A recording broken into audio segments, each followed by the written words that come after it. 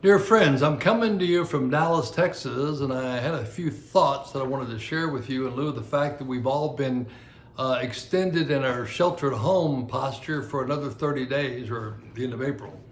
And I was looking up the word loneliness, and I found the definition that said being sad and or unhappy in the state of being socially isolated. And I thought, wow, that's exactly what we're going through. And the emotions of sad and unhappy impact us in different ways. And we process it in different ways and manifest it in different ways. And some of you that are listening to me right now are completely alone. There's no one in your environment for you to talk to. And so I thought, well, in this isolated situation that you're experiencing right now, you may be physically alone, but I want to let you know that you are able to connect in a variety of ways. And first of all, most of you have one of these. You have a cell phone, an iPhone or an Android. And it gives you the opportunity through this technology to reach out and make calls. In fact, every day my daughter and I connect on FaceTime, and I talk to my grandkids along with my wife up in Connecticut. And we have a face-to-face opportunity to just spend time with them.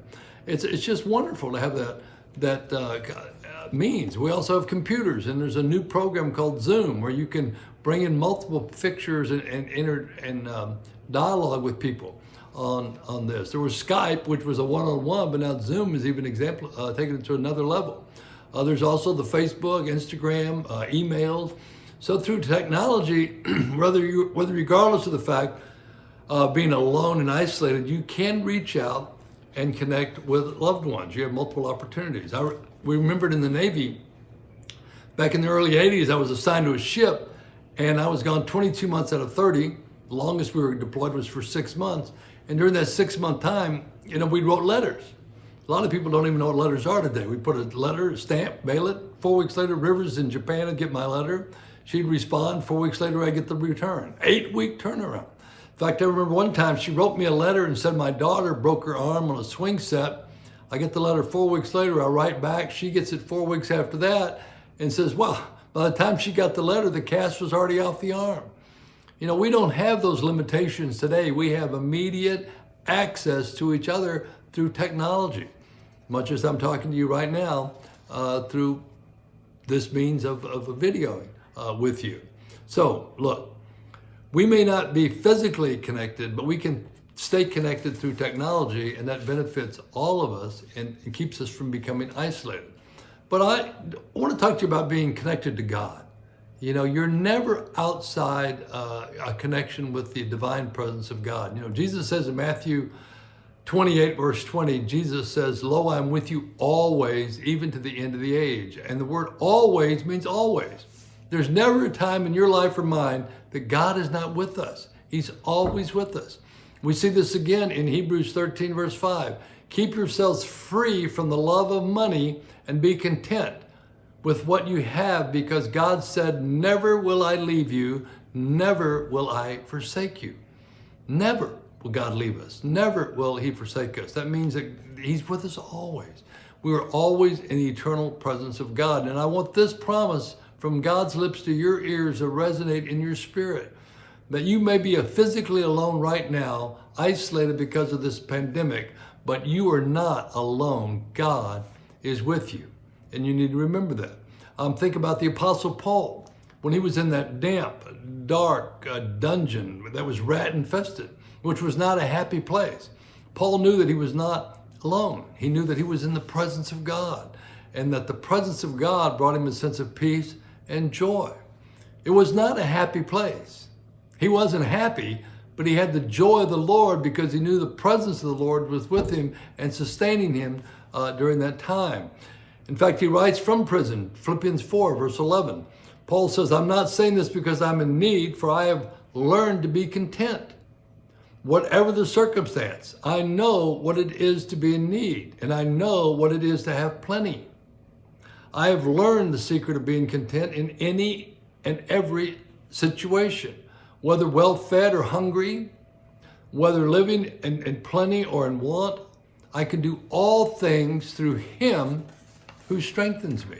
You see, Paul knew that he could do all things, even find joy in an unhappy situation through the presence of God who has given him strength.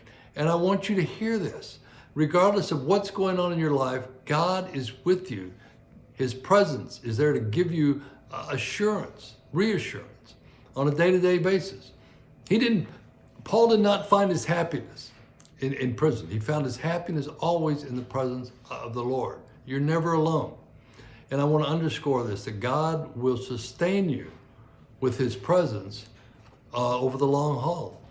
I'm reminded of Deuteronomy 13, verse 6. Be strong and be courageous. Do not be afraid or terrified because of them, for the Lord your God goes with you. He will never leave you or forsake you.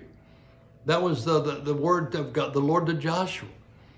No matter where you go, I will never leave you or forsake you. And if you go to your Google now and you bring up different Bible passages that talk about different subjects and Google those, God will lay out a list of passages for you to read in his word to reassure you and to bless you. So what do you do? What do you do? That's the question going forward. You're going to have 30 days of isolation, maybe with someone or not.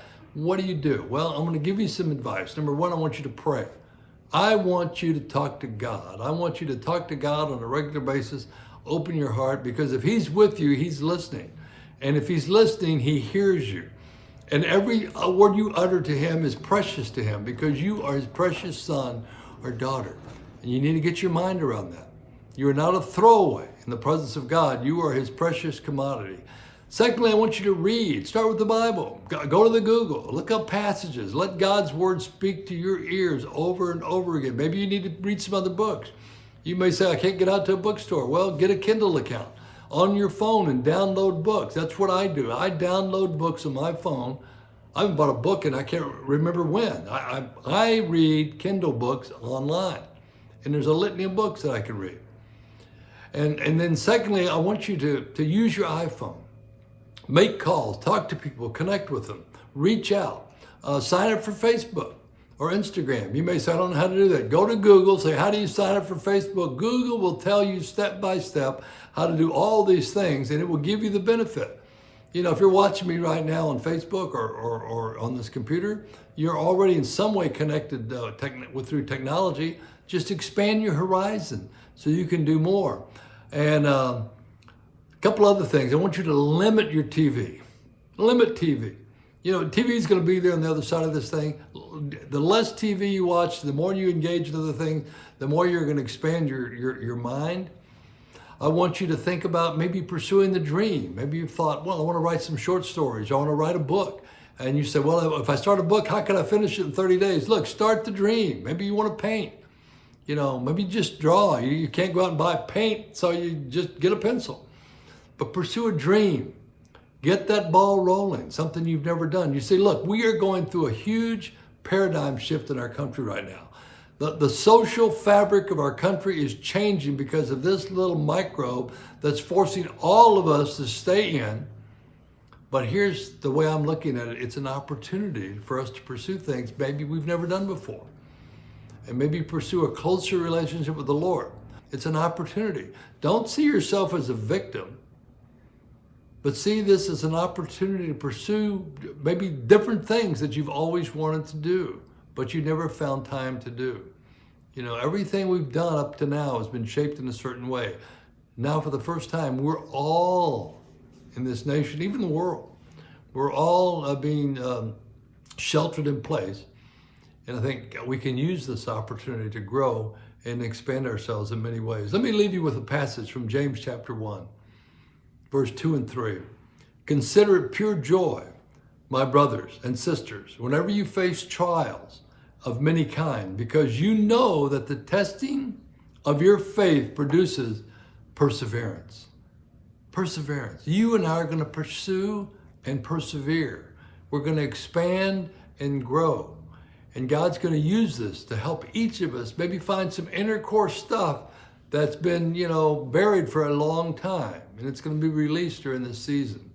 And remember, above all things, you are not alone. Your God is with you to give you peace and joy and strength. So don't waste these next 30 days. Don't waste them. Use them as an opportunity. If you want to reach out to me, my Facebook page is Paul Teske Ministries. Instagram, Paul Teske Ministries. My website, paulteskeministries.com. My email's on there. If there's a prayer button, I'm getting prayer buttons all the time from people all over the world. I'm answering those every day when I get them.